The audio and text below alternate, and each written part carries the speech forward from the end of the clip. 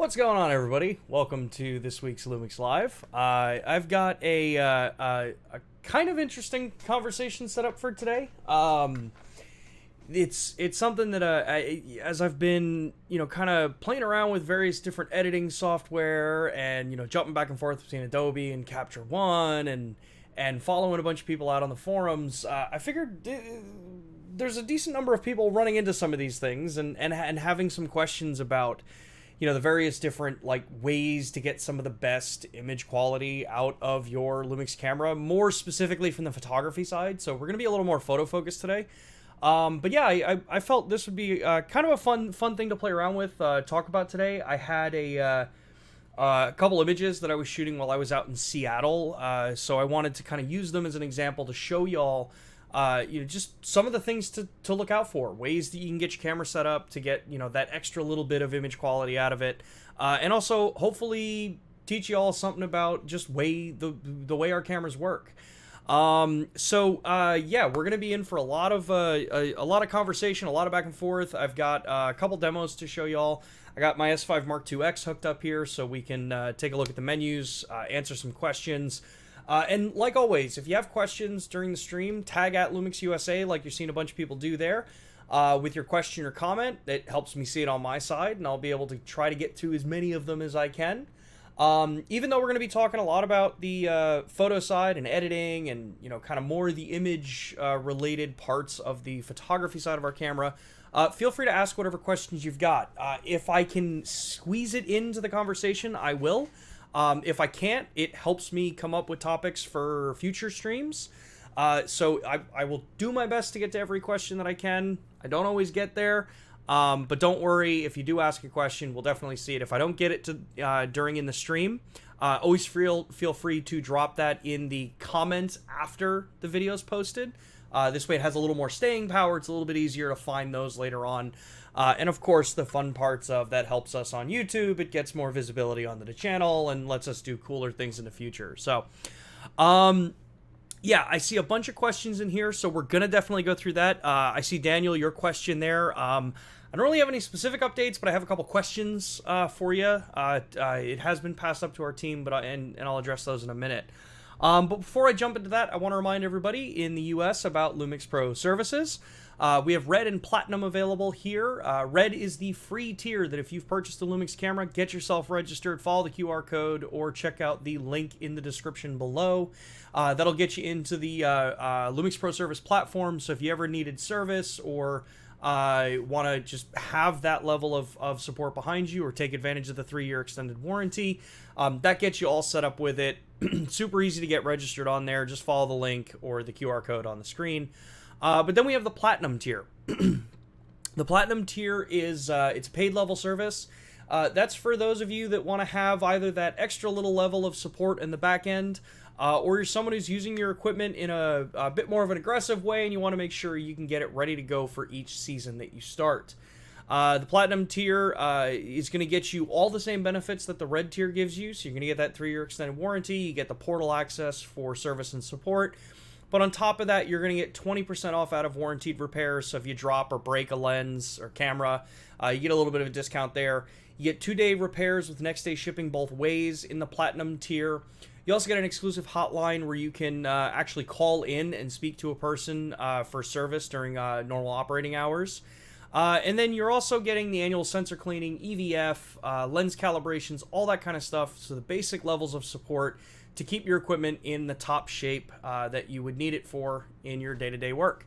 So I encourage you to take a look at those. Links down in the description, QR codes up on the screen at the beginning here. So feel free to take a look and go get yourself registered. If you're not joining us from the US, the global link is also down in the description as well. Levels of support and service will vary between various different regions and what they offer. In the United States, all Micro Four Thirds or most Micro Four Thirds cameras and the S series full frame cameras are also covered under our service program. So, encourage you to take a look at that. That's the end of my LPS spiel for the beginning. So, Yeah, let's start by taking some questions and see what y'all got going on in the chat here.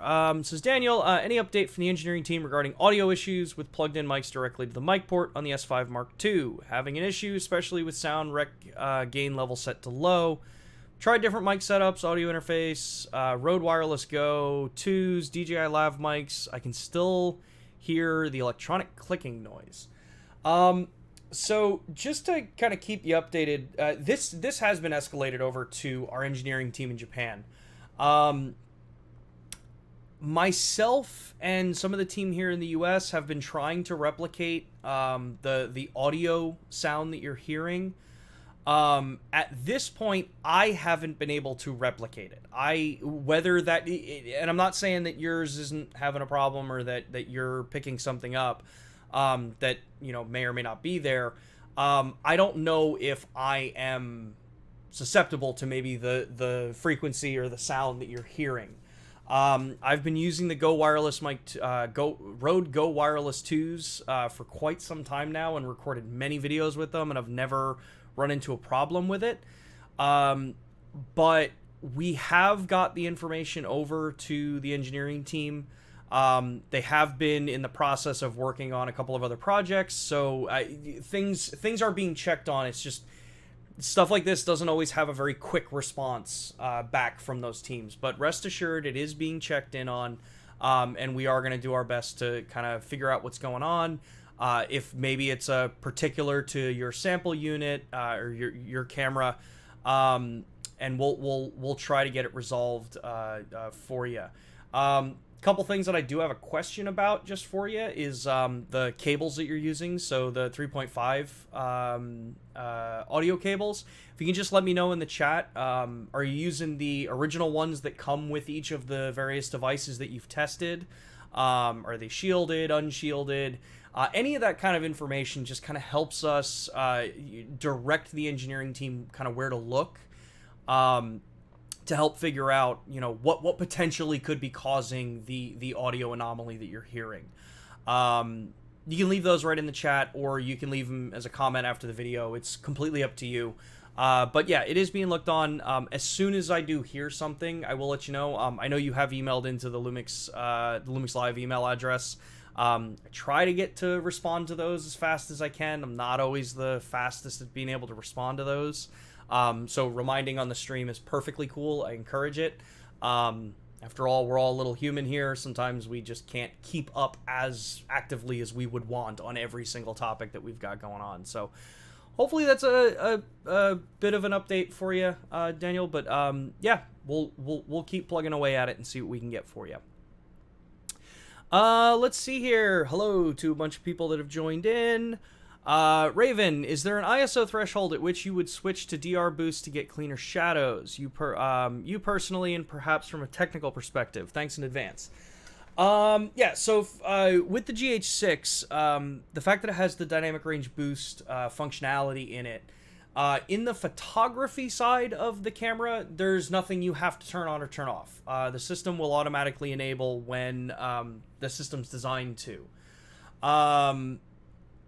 I typically, with the GH6, if I'm doing stills capture, even if it's broad daylight, I typically am shooting usually around 800-ish, 640 ISO. I don't necessarily always try to shoot at the lowest ISO value. It's more because, like, if I'm using that camera as a street photography tool, I want to be able to balance my aperture to be a little more stopped down because I don't need ultra thin razor, you know, depth of field. I'll be shooting typically with a 15 millimeter Summilux. So usually that means that I'm around like f4, f5.6. If I'm going into around 640 to 800 ISO, I'm going to be getting a fast enough shutter speed to freeze motion. So for me, that's the combination that typically is where I'm at and personally working within the camera. I do tend to find very good results at that range when it comes to the photography side. So that's where I would recommend, you know, kind of shooting. If you can get yourself around like the 800 ISO-ish range, you're probably going to be really good. You can obviously always shoot lower ISO if you really decide to. But the system's designed to kind of just auto turn on when it hits the parameters that require it to turn on. From the video side, that's a bit of a different story. In the video side, in order to use dynamic range boost mode, especially if you're using Vlog, it is at 2000 ISO. So if you're going to be outdoors in ultra bright light, that means you will want to be packing ND filters. You want to make sure that you're using just kind of your tools to help balance out your image. But at the 2000 ISO with dynamic range boost engaged, you are going to get better dynamic range than if you are not using DR boost and you're just in the standard profiles or even Vlog without DR boost. You're going to get about an extra stop of dynamic range out of it. Yes, it's at a higher ISO, but you do get the better dynamic range out of it. Something to remember is that native ISOs, as opposed to a base ISO, are not always going to be the same number. And most importantly, they are not always going to be the cleanest particular ISO value in the camera. Dynamic range does not always follow what is cleanest in the image. A lot of times, in order to go very clean in an image, there's usually more noise reduction, and in some cases, you are actually clipping various parts of the image. So your highlights are typically one of the first that gets clipped. So you can, in that case, go for a really clean-looking image by burying your ISO down to, say, like 200 in Vlog, or 250, I think is the lowest that one goes. But the trade-off there is that you're not going to be getting as much highlight dynamic range because you're not capturing that area. You're preferring clean over dynamic range. I typically take the stance, I want to capture as much dynamic range as I can. I can always do noise reduction in post if I want, especially with how good software has gotten over the years to kind of help aid in those situations. So I think it's just a fundamental difference in the way that some of us shoot. If you're in the photography side and you want to shoot and treat the images more like chrome film, where you have to be as dead on accurate as you can with the image, then yeah, that's where I again, in the GH6, I'll stick to about 800 ISO is about where I'll kind of hang at for that. So hopefully that helps, Raven. Let's see here. Damien, it's potentially uncomfortable questions again. Sorry in advance. Never need to apologize. I'm super happy to try to address as many questions as I can for everybody here. Let's see here. Can we get camera control from the box cameras and the Atomos monitors, and can EL Zone be added to any of the LUMIX cameras for video exposure? Camera control for the box cameras. We do have camera control for the box cameras over USB for the port keys, the BM5WR, those monitors. I do not know what the challenge is with Atomos in that case. So unfortunately, JC, I can't really answer either part of that. I don't know if we can do it with Atomos. I don't know what protocols they use for camera control. I'm honestly not well versed enough on what they're doing for camera control at this point. But I will look into it and see what we can get. As far as EL Zone to be added to any of the LUMIX cameras, that I'm not sure. I think I think that's something that would be kind of cool to have, but it would have to be the correct implementation. From what I understand, there are some out there that have implemented it, and they're not really doing the correct job for it, so it actually causes some more problems than most. So know that if we were to ever put stuff like that in the camera, we may take a little bit longer, but we're gonna try to do it as correct as we can if we are to be able to put something like that into the cameras. So let's see here. Leo, I love Boost I.S and the S5 2X. It says panning isn't recommended with it activated, but what about zooms? Is that okay? At first glance, it looks okay. LUMIX stabilization is awesome. Yeah, so the whole point with Boost I.S is really just that it's pushing the stabilization unit more like we push stabilization in the still side. Stills versus video, you have two very different targets that you want to hit for stabilization, right? In video, we don't measure that in stops. There really isn't a formalized measurement for stability in video. It's all measured in the SEPA standard, which is a stills rating. The reason we say it's not for panning is because you're running the system more aggressively, so it has more power behind it, which means it's trying to hold onto the frame a lot tighter. So yes, when you pan, that's where you can get that issue where the frame actually kind of like jumps like this to catch back up because it's trying to hold the original position. Zooming, since you are not actually moving the camera, zooming is going to be fine with that system. Is it possible you may show potentially some other anomalies when you do it, like the frame kind of trying to adjust? Yeah, it's possible. But yeah, you shouldn't really have that big of an issue with zooming with it. Should be perfectly fine. Nothing I've ever been told of that, you know, you shouldn't zoom with it. It's just panning that we recommend not doing with it. Let's see here. Are the Panasonic LUMIX S Pro lenses truly parfocal, or is it electronically compensated? Our modern lenses, especially the entire S series line, as well as a number of the Micro Four Thirds lenses, are electronically parfocal. Like mechanically parfocal lenses are incredibly expensive to build, and typically you will never find them with autofocus. There's too many moving parts and too complicated the way the elements move to maintain that. Our system, we are electronically parfocal because we have the system set up where we know where the lens is focus-wise, and we know where the lens is field of view-wise or zoom, so we can make those adjustments as you go. Point to remind people is if you're trying to set your lens up as parafocal, don't set your focus at wide angle. Set your focus at telephoto, then pull back. That's how you can tell if a lens is parfocal or electronically parfocal. Let's see here. Is there any future updates for the GH5S in the future? Unfortunately, I don't have any updates or any information about other firmware updates. Honestly, for any camera, it's typically not something that we chat about here. So, why S5 IIX not have internal ND filters? There is no current technology that allows ND filters to be placed inside of cameras this size. The hardware needed to do internal ND filters is still very large, especially if you want to have them move out of the way. You need to basically double the bayonet size of the sensor area of the camera body. So if you take a look at like the S5 Mark II, or yeah, I can look at I'll use my GH6 as an example.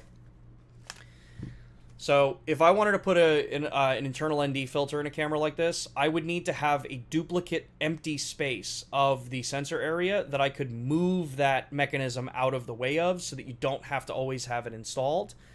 Then there's other challenges with the stabilization units, things like that. So at this time, there isn't any actual technology out there that can let you do it and maintain a small enough size. Because if we made a huge camera, people would probably have problems with how big the camera was.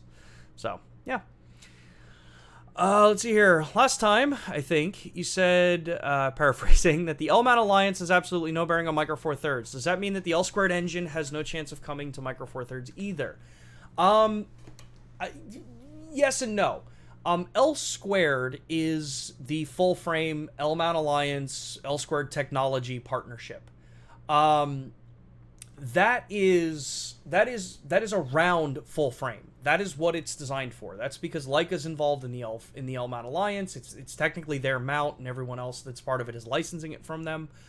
But that is the L Squared standard, or the L-mount standard. L Squared, as far as what the engine is in the S5 Mark II and the Mark IIX, L Squared is really just about, what's designed on that platform.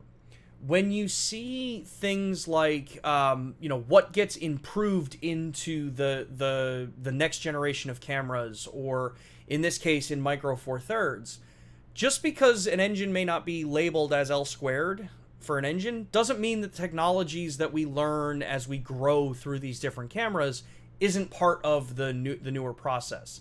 A lot of times it's a matter of more just what it's designed for. Think of, like, if you look at Intel and AMD, they have various generations of their sensor or their processors, and then they have versions of it. Cut down versions, more power here, less power there, better efficiency here, things like that. It's the same thing in the camera world. L squared engine will be a full frame thing, but that does not mean that it's the capabilities are exclusive to the full frame market. You would see that stuff kind of taper throughout our system as a whole. Just a reminder, if you have a question, tag at LUMIX USA. It helps me see them here. If I don't answer your question, you haven't tagged it, just resubmit the question. Make sure you tag at LUMIX USA. This way I can see it pop up on the screen here. Let's see here. Regarding stabilization, if I have IBIS on, Active I.S. and Boost I.S., are these stacked, or does one override the other? So Active I.S. is the overarching technology there. Active I.S. is like the encompassing of things like the in-body stabilization, Boost I.S., electronic stabilization. So think of it as the kind of whole. It's not that it's a one or the other, but things do stack. So if you have the IBIS turned on, then you have Boost I.S. turned on, and then you have electronic image stabilization turned on, those are stacking on top of each other. So in a way they do, but Active I.S. is just the arching technology that we use for all of it. Are there any monitors that can control any of the S5 cameras? Thank you. I have to double check. I think those port key monitors can control the S5 menu. I have to double check. I think that I'm fairly certain they can control, I know, the GH6 monitor and the box cameras and the S1H. It's been a while since I've checked with that port key monitor, but I do have one. I will take a look for you. Let's see here.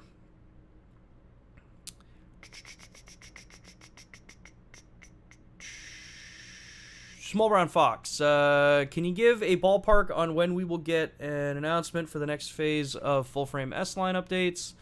Gonna be September, right? Run up to Christmas, shipping December 23rd. Even if I had information about things that were coming, I wouldn't be able to tell you. I enjoy being employed. Just kind of stick to these channels. Keep following us. Keep follow our social. You follow us in any of those platforms. You will hear when we are ready to talk about stuff. But as far as even giving you a ballpark, that's not anything I can do. Sorry.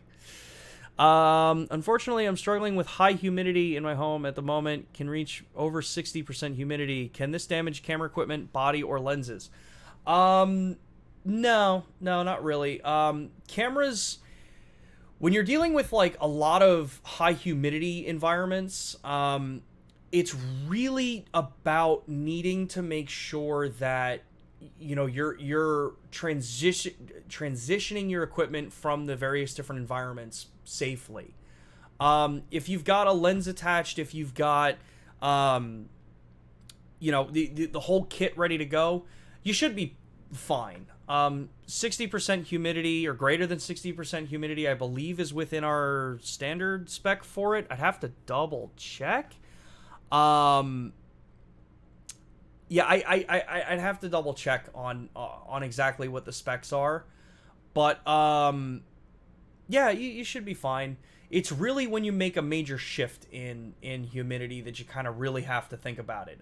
If I go from like indoors right now, it's 70 degrees Fahrenheit in my studio here, and we're 108 degrees outside in Texas here, and it's relatively high humidity here in Austin, especially because I live near the lake. When I bring my cameras outside, I have to let them sit for a while. You have to let them acclimate, because you're going to get condensation on them, that kind of thing, especially when you go the other way. It's just a matter of just kind of keeping your stuff safe. If you're ever concerned about humidity, get yourself some desiccant that you can pick it up on Amazon, all those different, places. Store that with your equipment. You don't necessarily have to go out and buy a drying cabinet. I know a lot of people that are, kind of overly serious about their equipment will have like drying cabinets that you store your equipment in. You don't necessarily need that. Good desiccant, you'll be set, ready to go with that. So hopefully that helps. Let's see here. DJI LiDAR focus for GH6 and S5 X Pro lens control, if said right. Updates, thank you. So there's no confirmation on Micro Four Thirds cameras at this time. The announcement from the event in Shanghai a couple of weeks ago, or last week, I forget exactly when it was. We were showing the S1H there. That, to my understanding, I still have to get a little bit more information on this. That system, the DJI LiDAR rangefinder piece is one component.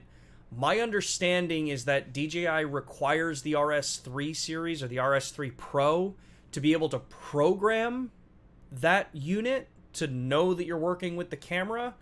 But I don't have either of them, so I can't test it. And the team that I work with that would know is actually on vacation right now, so I gotta wait a little bit longer to get some more information about it. So I believe that's kind of where that stuff is right now. Of course, as soon as I get more information, I'm going to let everybody know. I'm hoping to be able to get myself that set up so that we can actually talk about it and show you. Because there are some cool areas and times when the LiDAR, even on an S5 Mark II X, could be really cool and beneficial, especially in scenarios where, like, no camera's PDAF system is going to work, which is ultra low light. Or near no light. So yeah, I will follow up and yeah, hopefully get you information as soon as I can. Martin says, can you provide some clarity on the AF on button on the GH6? What is the intended workflow or securing or maintaining autofocus on a subject? It's gonna be kind of up to you.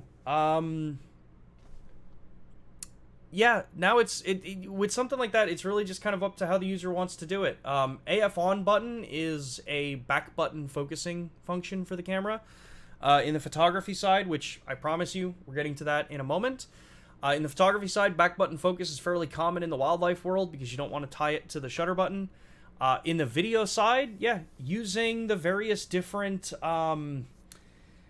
detection modes, you can use AF on if you say you're doing single focus. If you just want the camera to focus on a point and then not move again, you can use rear button to do that, so you're not pressing the shutter button. Yeah, it's just really general customization for how you want to use your camera. Intended workflow is going to be up to the user. There's not really any formal intended workflow recommendation from us, because if I recommend something to you, it may not be the same for somebody else, and it wouldn't be the same exact kind of setup. I know that that's a bit of a cop-out answer, but that's just kind of how it goes. Let's see here. I'm going to do 2 more questions, and then I'm going to jump into talking about the stuff that I kind of had planned for today. Yep, sorry, Trinimedia. Not really much I can talk about. Not that I actually don't even know anything about what's coming down that area. I know people are waiting for a more cinema-oriented camera, but if I had anything to talk about, it would be... If there ever is anything official to talk about, it would be official. I'm not gonna ever really be able to give anything out, even if I did know, or I don't know. There's not really anything I can talk about unless it's official, so. Let's see here.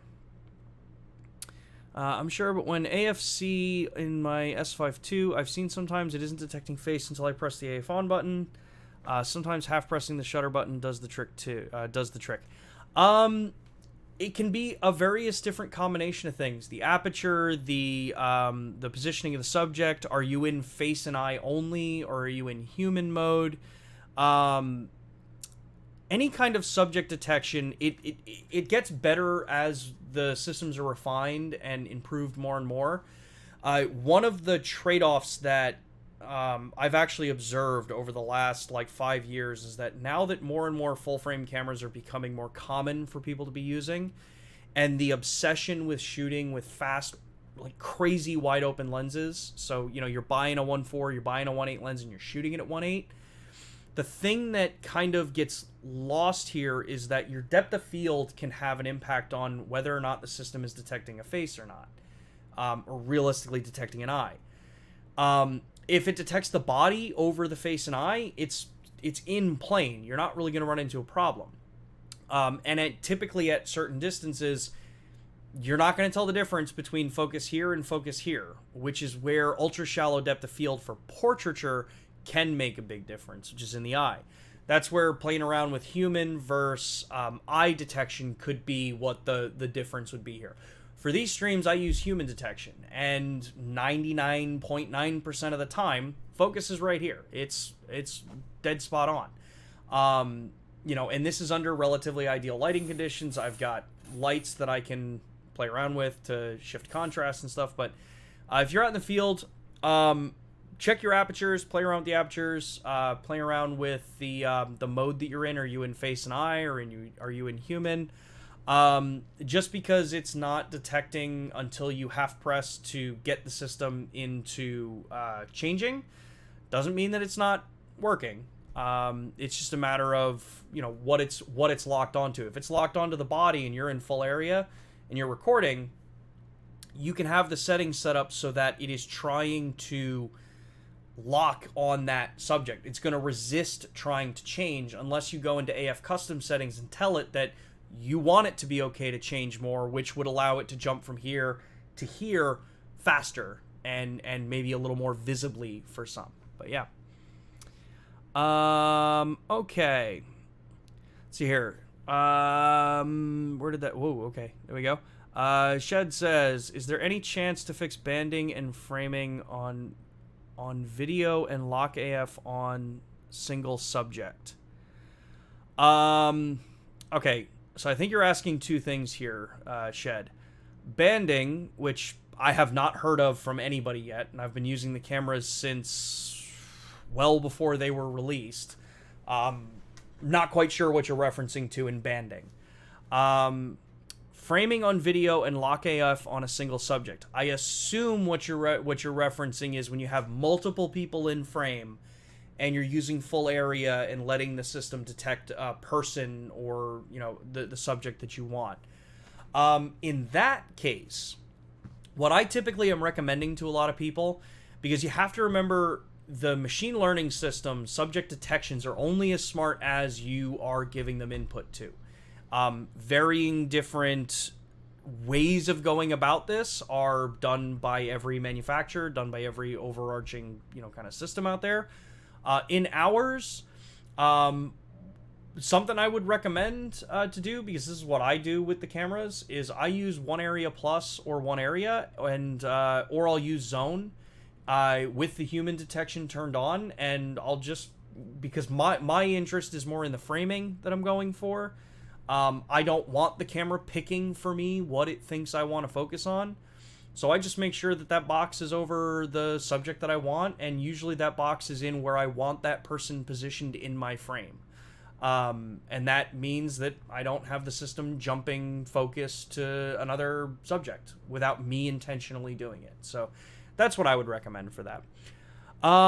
Yeah, cool. So I want to talk about, take the next half of this to kind of talk about the best ways to get, you know, kind of the highest image quality and some of the pitfalls that, you know, we see get reported as users are getting more and more into these cameras, as people are starting to play around with more of the various features that we have in the Mark II and the Mark IIX, and, you know, even in the GH6.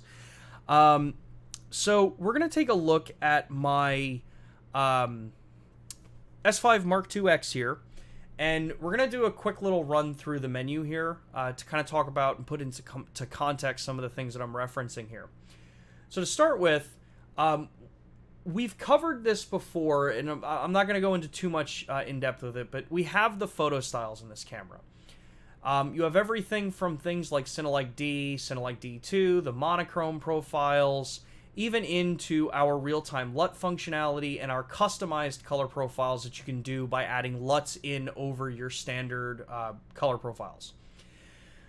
There is also the real-time LUT function in here, which allows you to take Vlog and then apply a LUT on top of it.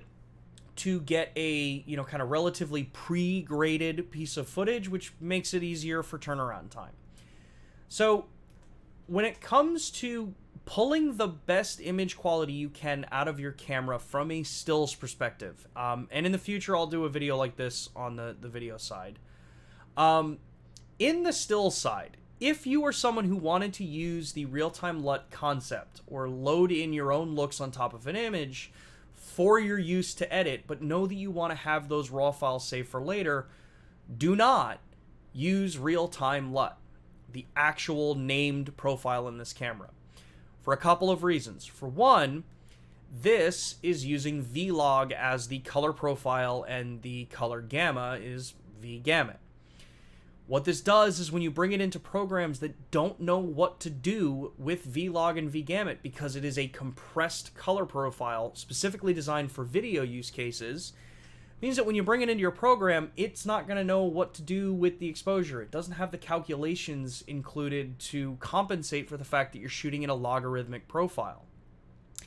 Instead, you should be using the My Photo Styles. My Photo Styles lets you come in here and change your base color profile from things like standard, vivid, natural, L classic, you name it, you can select it. This is how you get in and you can start saying like, hey, I really like using, you know, Cinelike D2. That's a standard profile that programs like Lightroom know how to handle. But then I can come all the way down into the bottom here and I can apply the LUT that I want on top of it. Same way that I would maybe do in Lightroom or one of the other programs where I can preload a preset onto that image. So that's like one of the first main things is be cognizant of what color profile you're choosing.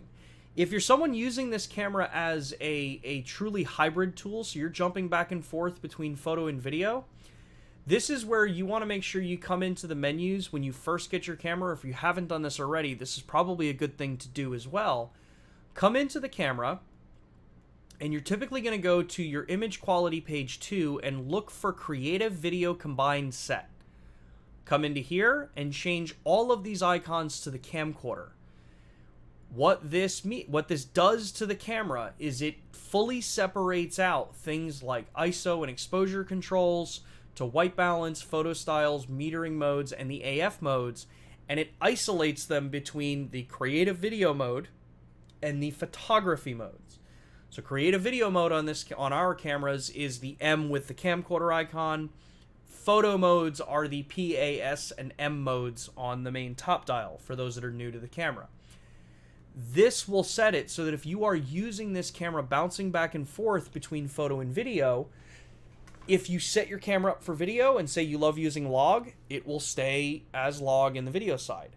But in photography, it won't keep that V-Log as the profile. It will change it to whatever it is that you want to use specifically for your photography side. So that cuts out a big headache for you in post when you bring these into software and you maybe look and say like, why are all of my images like 2 stops underexposed or a stop and a half underexposed? You don't know what's going on. That's specifically because of the fact that V-Log is not meant as a raw photo color profile or a photo style in this camera. So kind of going on from that, I wanted to take a look at Lightroom here and kind of show you some of the things that we have with our cameras that really helps this set it up for making it easier to edit the cameras or to edit the images out of your camera. So first off, what I recommend for anybody, especially if you're using our cameras, when you are going to take this and open set your software up and you want to start working with an image, one of the first things I recommend is to go into your preferences, and hopefully this opens up in the other screen. You're going to go into your preferences and make sure you go to raw defaults here and change this to camera settings. The reason for this is that if you leave this at Adobe default, you're going to be using Adobe's interpretation of colors, not the ones that you've set up in the camera. So if you know that you're shooting in contrast, in look, in feel, in say the vivid color profile, when you load it into your software, you're going to see the image change. It's going to look vivid at first, and then it's going to go to Adobe Standard, which will be flat, not really lifelike, it's just not a great profile to work in by default, especially because when you set this to camera settings and go okay, when you import these images, our color profiles will preload here into the options. So if these images I shot in standard here, it's going to say camera standard is what I shot this image with.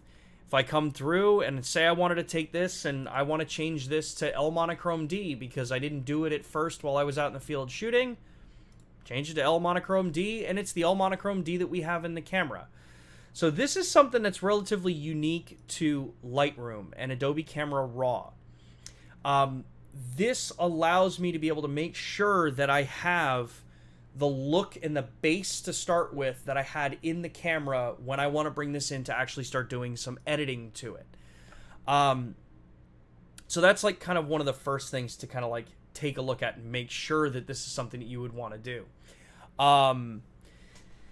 Let's see, I just saw a whole bunch of comments come through here. Kudo, do higher-end codecs require more power? Will battery deplete more on 5.7K versus 1080p? It's going to be negligible differences in power consumption there. Camera out that way, too many controls. To be fair, cameras these days, especially with this, with the control that you have on a camera like this, you either have a super simplification of settings which make it actually more susceptible to problems versus making it where the user, the photographer, the videographer, you have control over how complicated or how simple you want the camera to be. My job is to just kind of help educate and show you where these settings are. So I understand your point, Llama, but for the most part, on a camera like this is not, yes, it's an entry-ish level full-frame camera, but modern cameras have so many features and so many capabilities because we've got so many various different people that have their use cases. Who's to say something that you may feel is much more simplified and straightforward to use with versus, you know, someone else using it. Cell phones are the large field. Now I can't tell if you're maybe trolling a little bit. So we're going to move on now. Okay. So when we start talking about, you know, some of the other kind of ways to get the best out of your image, this image here is an example of our Live View Composite functionality. Live View Composite is one of those other modes here that's designed to kind of help you pull that extra level of information out for long exposure work, especially things like star trails. That if I were to try to do just a long exposure, it's going to make this image either way too bright, near impossible to really kind of work with because your highlights are going to burn out completely. And it just makes it where if I wanted to create the same look with a standard style of exposure with just one singular frame, I'm going to have to do a shot for the buildings here, a shot for the foreground, and then a shot for the stars, but you're going to run into the problem that the lights that are all lit up down here start to bleed into the sky. So our Live View Composite functionality allows us to be able to set the exposure for the brightest part of the image. In this case, I didn't want to blow this highlight out too much, so I was able to set it and say, hey, I'm going to take this. I know that that's about what I want that to look like, and then just click the shutter and let it roll. So the foreground's not going to get any brighter than that initial shot that I take unless I were to take a flashlight or some other additional light source to bring that up into that area. But then the benefit you get is that you get to be able to capture things that have brighter than what the initial value was in that particular pixel that will start to build on top of each other.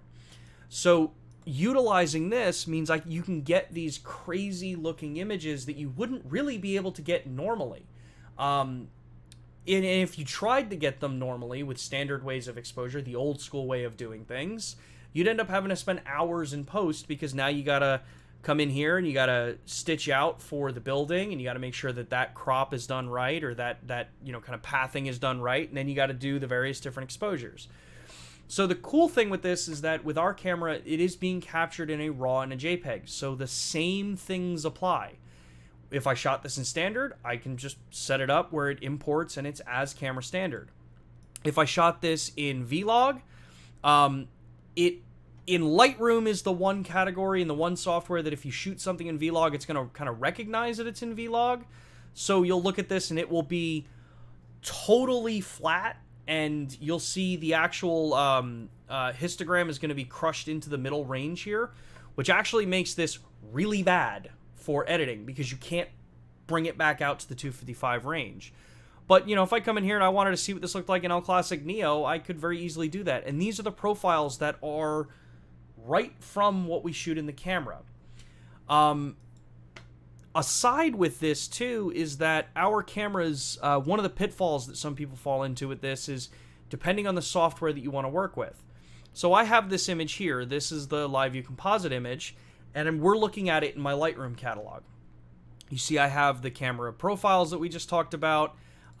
If I were to want to crop this image, you have all that functionality. If I shot this in, say, 16:9, the image would import this way, but when I click on crop, you will actually have the full 3:2 aspect ratio image. I understand that's not as uncommon as a thing these days, but yeah, you have all of this control. Kudos says, did you take that photo, Sean? Yes, I did. This is from when I was in Seattle a couple of weeks ago. So this is cool, right? Lightroom has a lot of the controls you need. I've got those color profiles again. I know I've kind of repeated that, but that's where the kind of issue kind of runs in with some of these things. Versus, if we take a look at my Capture One catalog. Same image in Capture One, so I'm using Capture One's raw processing. You get the same overall control, though there's a slight little difference in the way that both of these programs render the image. Capture One, this is going to be more of a personal preference as to what your editing software selection is. But what you'll notice here is that we're looking at the Capture One here. Here's the Adobe one. The Capture One, the blue is a little bit more intense and it's a little bit darker versus the one shot here in our standard profile and being shown in Lightroom. Part of this change here is that if we go into the style option on Capture One for the raw processing, you'll notice that the profile is a generic S5 Pro standard profile. So this means that this is just a standard. Think of this as similar to, say, Adobe Standards color profile. You don't have options here to pull the profiles that we have from the S5 II. Or the S5 IIX. If I were to come in here and even try to find, so I have S5 IIX or S5 II, you'll see that it's just generic and Pro Standard. When I go back to GH6, generic, Pro Standard, they don't have our color profiles. So that means that when you're working in this, you would, in some cases, run into a situation where having something like a color checker could actually be of a benefit to you. Because a color checker will let you actually come in here, create an ICC profile, then load that into your software so that you know that you're working with accurate colors. The downside with this would be that if I wanted to do that for the particular shot that we're talking about here, the Star Trail shot, I would want to do this out in the field under that lighting so that when I look at this, I know what I've got. It's a calibrated scene. You want to make sure that you're doing it in a controlled environment, but you can create your ICC profile with this. So that's one thing to kind of keep in mind, depending on the software you're working with. Is this to say that, you know, Lightroom is better than Capture One or Capture One is better than Lightroom? No. At the end of the day, all of these images are raw images, so that means that you can edit them in pretty much any software and get pretty much the same look out of them. It's a matter of just where your start point is. So when you go to like the next level, I wanted to kind of talk about, you know, continuing when we talk about resolution here, is the high resolution shot mode. High resolution shot mode is probably one of the, I think, more fun things that we have in the modern S series cameras. So the S5 Mark IIX has been my kind of primary stills camera since we released it. And what's cool here is that I have the ability to be able to say, hey, if I am going onto my camera, I can turn the top dial to go to high resolution shot, and then I can come in onto the camera menu, go down into resolution mode settings, and do a couple of things here. I can do the combined, which means it gives me RAW plus JPEG or whatever I have the camera set to normally. Fine, RAW plus fine, or just RAW. I typically set it to combined because I want my RAW and JPEG, because every once in a while, especially if I'm using the real-time LUT or the My Photo Styles options, I like the way it looks and how I captured it. Then you have the resolution count here. As was just asked, please describe about 96 megapixel in the S series. Perfect timing. The 96 megapixel here is the general resolution that you're going to be capturing in high res. You've got 96 or you've got 48. The only difference between these two is just the resolution output. If you want 48 because you want to be able to capture a little bit more images and you don't need 96, select 48. Otherwise, 96, you're going to get a 12,000 by 8,000 image. The thing that makes this one of the cooler features, in my opinion, is that I have the simultaneously record normal shot functionality. That means that I can sit here and I can say, I'm going to capture a 96 megapixel image, but I'm also going to capture a 24 megapixel image at the same time from that same group. So if I'm maybe not happy with that high res, or if I need a lower res and I don't want to have to go through the process of downscaling it later, I've got the image in 24 megapixel to be able to use for whatever I want. And then last but not least, before we actually kind of talk about the image side of this, is you have your motion blur processing. We have mode 1 and mode 2. Mode 1 lets motion appear in the image just as it says. So if you're doing a relatively long exposure and there are light trails or there are rushing water in the demonstration I'm going to show you, it'll let the rushing water appear as rushing water. Mode 2 means that it's going to try to minimize that blur, and it's going to kind of freeze it out so that it's not really being seen in the end result from the image. So what does that look like in the real world? So if we look here, this is a 6000 by 4000 image. So this is the 24 megapixel image from my S5 Mark II X, shot in this river basin area out in Seattle. You'll see that you get there's some motion in the water here. This image was shot at 30th of a second f/16 at ISO 50 using my 24-70 L-mount art lens. So, I'm getting good sharpness, everything looks cool, but to me, this water, it's still too busy. It's not how I had envisioned this image coming out. 30th of a second is still just not fast enough. But I didn't have my ND filter with me in this because we had to hike up into this location. So what you can do in a case like this is turn high resolution shot mode on, which if we go back to my camera, turn high resolution shot mode on and set this to mode 1. But remember to keep that simultaneous, original shot stored as well. Because now, when we're looking at this image, you'll see I've got, again, we're in that 6000 by 4000, so the 24 megapixel. But when I go to the high resolution shot one here, you'll see that I've got the water, and I'll change this to 50% so it's a little bit easier to see here. So I've got this now set up so that I've got more of that kind of motion in the water compared to the other one. You get a little bit more jaggy, you see a little more details. I wanted it to look a little more flowing in the image I captured. I don't really want as much of this kind of detail here. I want it to smooth out. So I was able to get that water to look a lot smoother without the need of an ND filter. So this is, again, it is a grouping of 30th of a second images, as long as you have a solid enough tripod, at f/16, ISO 50, but it's 8 images of that 30th of a second being merged on top of each other. So this gets me that, in this particular case, that kind of flowing, soft-looking water. But the trade-off here, because I allowed movement to be shown in the end result, I wasn't worried about the trees up here. This means that when I look up here, you'll see that you get some artifacting. You get a little bit of a difference because those trees moved, versus the original, where you don't, because the trees aren't really kind of moving there. If I have to rescale this to show 100, you see you get the trees look normal because it's a singular image. But when I go to the high-res one, the trees have multiple images captured there. This is why what I say, if you know that you're going to be a lot more creative with the shot that you're going to try to create, you can use that simultaneous capture as a tool for your benefit. I know that in this shot, my important part is this lower half of the image. So basically everything that's right in this range.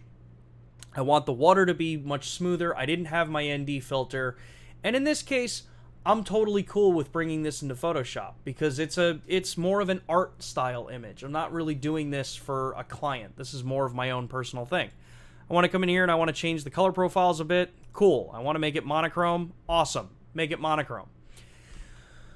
I can then take this image, bring this into something like Photoshop, literally layer them over top of each other, and scale this one down, the high-res one, back down to 24, or upscale the 24 up to 96 using software, and then just bring them in, layer it, and paint out. Is this a singular image to be captured? No. And it now is a composite image, but you have all of this flexibility in the camera. The cool thing about this part of it, about the high-resolution shot mode, is that this is a mode that's totally irrelevant to what software you work with. If we bring this over into Capture One, same exact deal here. We go in and I look at the image here, 50 ISO, 30th of a second, f16. Cool. We've got all that information there. You've got all the detail that you had there. If I go to the original one, same deal. So you're not really going to run into a problem when it comes to high-res or standard res photos if you're using Capture One or Adobe software. It's just a matter of that color profile. I have a little more flexibility here. I don't have as much flexibility here in Capture One. But when you want to use that high-resolution shot mode and you want to use it in a case where you do want to try to freeze as much motion as you can, this is where, if I'm using the camera, I would want to set my high-resolution shot option up here to set it up in mode 2, which is to minimize the blur after the fact. What this will do is this intelligently goes through and does pretty much what we were just talking about you would do in software. The problem is that the difference is that it is a global change. It is doing it to the entire image. You don't really have control over what parts it allows to blur and which parts it doesn't allow to blur. So here we got the 6000 by 4000, it's 24 megapixel image. You see we've got the trees, you got everything kind of there. Nice, sharp, not moving around. But then when I go to the high resolution image here, you'll see I had mode 2 turned on. So I've got the high resolution 12,000 by 8,000 image, but even though it's windy, I don't have the same movement artifacts that we saw in the first image, where I intentionally was okay having those items be blurred out by setting it to mode 1. This is what allows you to be able to confidently go out there and do landscape photography with the high-resolution shot mode and not really have to worry that much about major artifacts in what you get out of this image. The side benefit here is that high-resolution shot mode is also going to get you better color detail, and you're going to get that resolution increase. But the cooler part is that you actually get cleaner noise in the image. So at the 100 or the 96 megapixel image here, you'll see up in the shadows, I don't know how good this is going to come through on YouTube. That's why I try to stream at 4K and relatively high bitrate. But it's a very, very clean pattern here. Yes, this is 50 ISO. Actually, is this 50 ISO? No, this is 800 ISO. So 800 ISO, it's pretty clean. And this is the 12,000 by 8,000 image. This is the 96 megapixel image. Where if I go to the standard image, you have a little bit bigger noise because I'm shooting at 800 ISO here. You get a little bit more visible here, and if we do what the internet loves to do and go to 200%, you'll see that it's more coarse in the standard 24 megapixel image. So this means that I can do these high resolution landscape shots, get better ISO performance, so I can shoot at higher ISO ranges to maybe freeze motion a little bit better. If you're dealing with maybe not the most stable tripod, you're going to want faster shutter speeds. And in this case, I was able to do 6400th of a second between these two and still be able to maintain that sharpness and detail. When we take a look at 100% here, and this is the 96 megapixel one. So yeah, gives you a ton of control. So it's a lot of fun to play around with and be able to actually see what these systems can actually do for you in the real world. The big points that I just want to kind of recap for everybody is, remember about color profiles here. If you're in Adobe and you're working in the Adobe suite, make sure that the software you're using for Adobe Camera Raw is coming in here and setting global standards under Raw defaults to be able to select yourself to camera settings.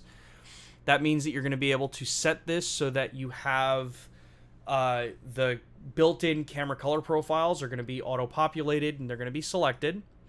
If you're using Capture One, you unfortunately don't have that functionality, but make sure you've got your system up to date, because if Capture One decides to add them into their system, that's awesome. Otherwise, you're using what their color profile is for the camera, which is typically a generic profile. When it comes to working with the cameras, if you've got a system with high-resolution shot mode, remember that you have all of those various different combined options here. So the resolution, 96 megapixels the highest. 48 is going to get you the just more storage and a slightly higher resolution image out of the camera.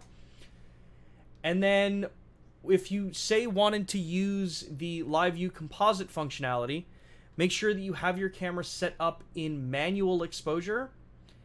You can program one of your custom function buttons, which I have programmed the front FN button, which you can get to by press and holding the function button that you want to assign.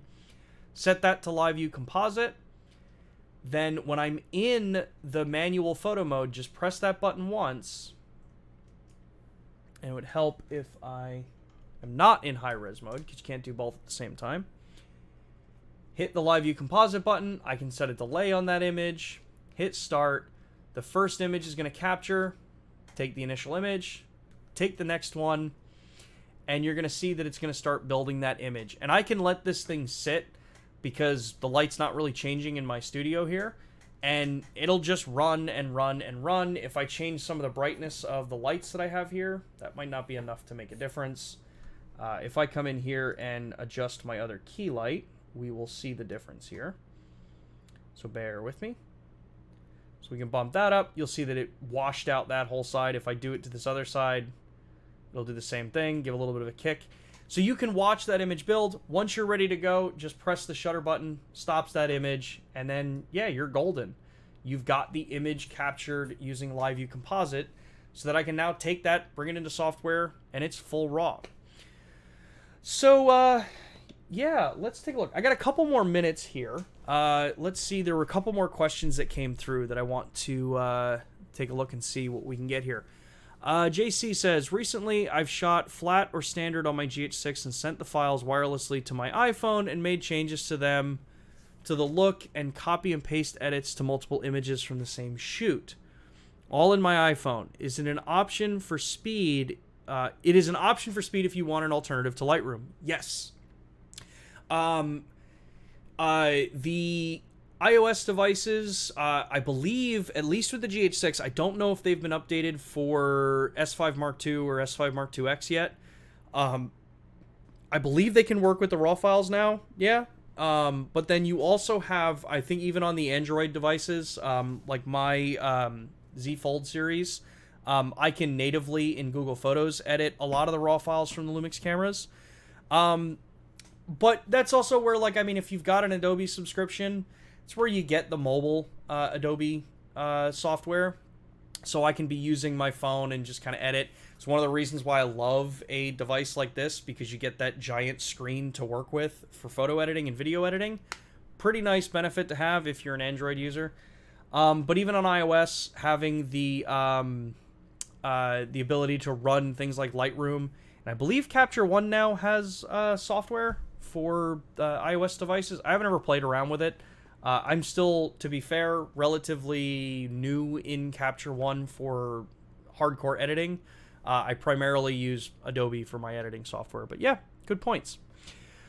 Kudo, do you know why the camera can't happen, why the info display can't happen on both the camera and external monitor on the GH6? I'm not 100% sure what the exact reasoning is. I'm not sure if it's a resource deal for being able to duplicate the information out over the displays. I've asked. I've honestly just not followed up with that one. I'll have to ask and see if there's any reason why it can or cannot do that, or if it would ever be able to do that, or if that's just something that we're going to be kind of, that's just how it's going to sit if you have an external monitor or some of the other stuff set up. So let's see here.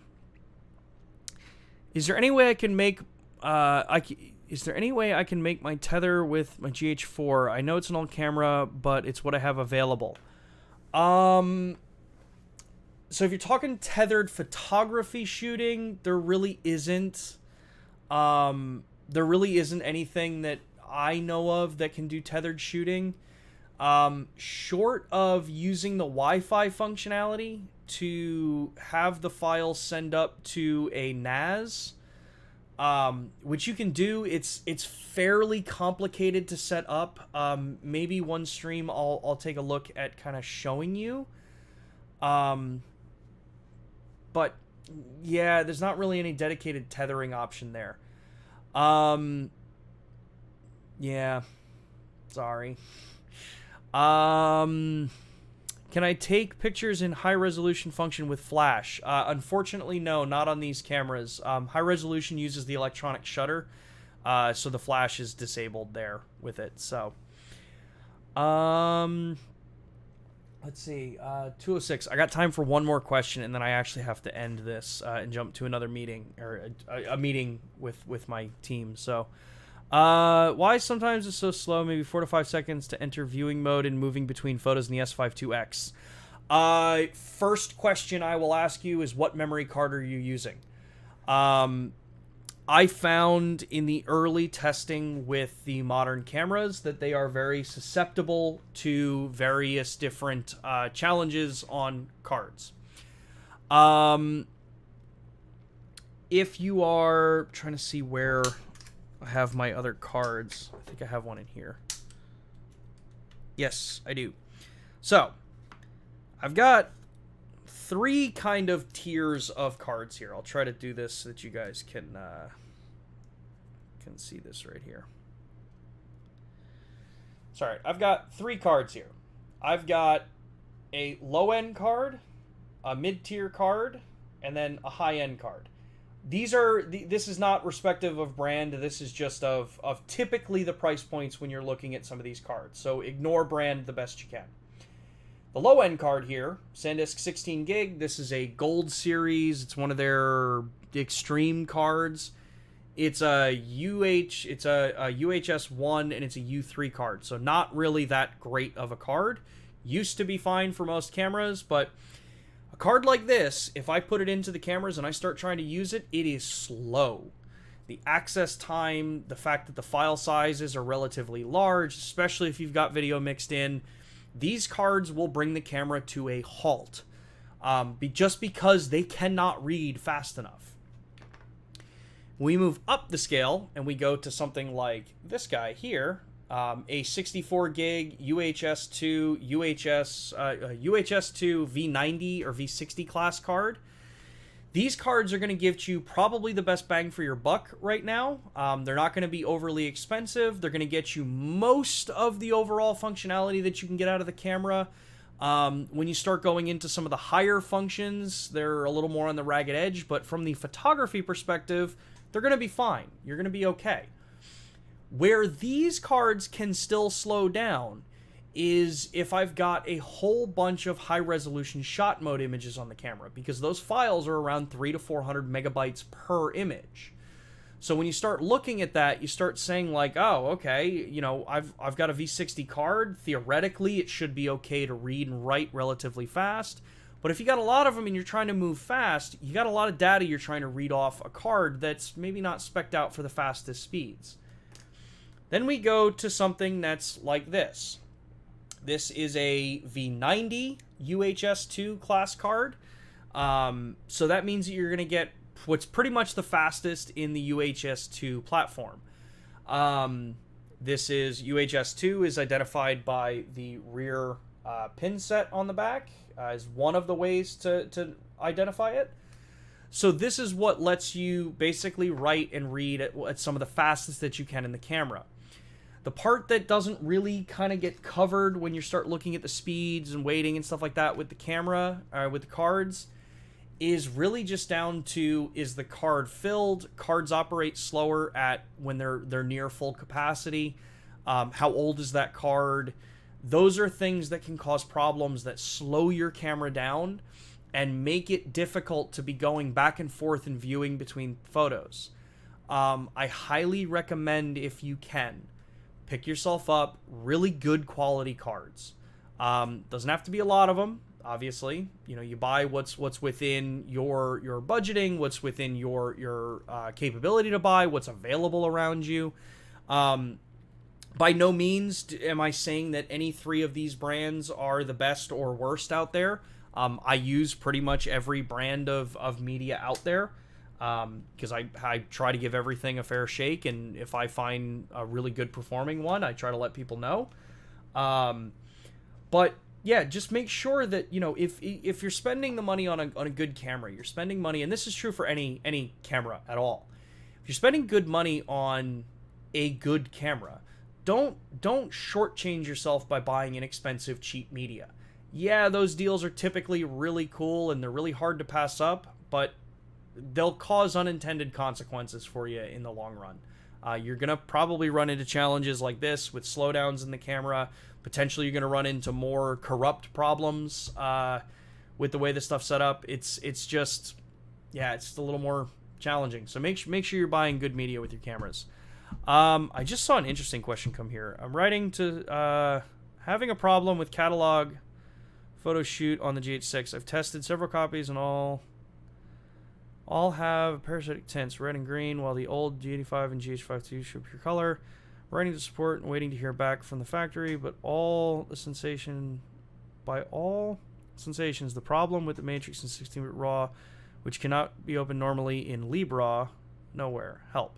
So this sounds like a problem with LibRaw, not us. I would suggest checking to see how it compares in a more mainstream, like, you know, Adobe or Capture One first, just to do a fair comparison. LibRaw, not saying it's bad, you know, using any other kind of RAW software, if it's got a RAW software, a lot of times programs are using an open source understanding of what the RAW file is, but they're not actually using any of the calibration for it. So you can run into some potential challenges there with the way that particular program is representing color and the reproduction. So yeah, I encourage you to take a look. Even if you, with the GH6, with all of our cameras in the box on the main, you know, quick guide card, there's a link to free RAW software from SilkyPix. You do have the ability to download that. You can at least get yourself into TIFFs. It has all the color profiles, stuff like that. But that will get you what the kind of relatively proper way of, you know, kind of working with the stuff is. Eric, sorry from Petapixel this week. Shy away from Western Digital SanDisk for a bit. I do not agree with that statement. Personally, I still stand by SanDisk, Western Digital with the ProBlade system. That is my opinion on it. I encourage everyone, do your homework, do your research. Don't just take one person's word for it. Do a ton of research online about all of it. Memory cards, storage solutions, cameras, all that stuff.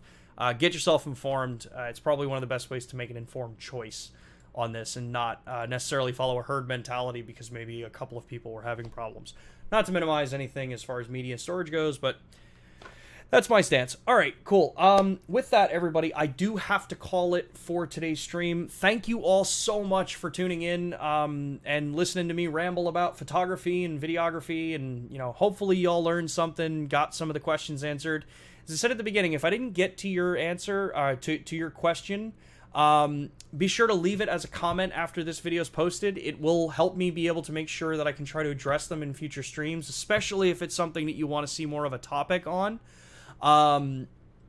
If you liked what we were talking about today, or you enjoyed the time spent here, and you feel like we deserve it, give us a like on the video, subscribe if you haven't already. I know we actually kind of beat the trend there. The vast majority of people do subscribe to us already, so that's awesome. I love seeing that.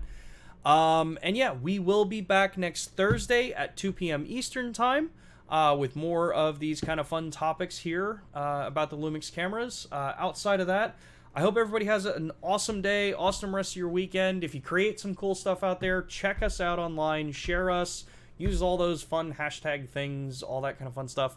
Let us see the work that y'all are creating. We're super excited to see what y'all do. So other than that, thanks everybody. Talk to you next week, Thursday, 2 p.m. Eastern Time. Later.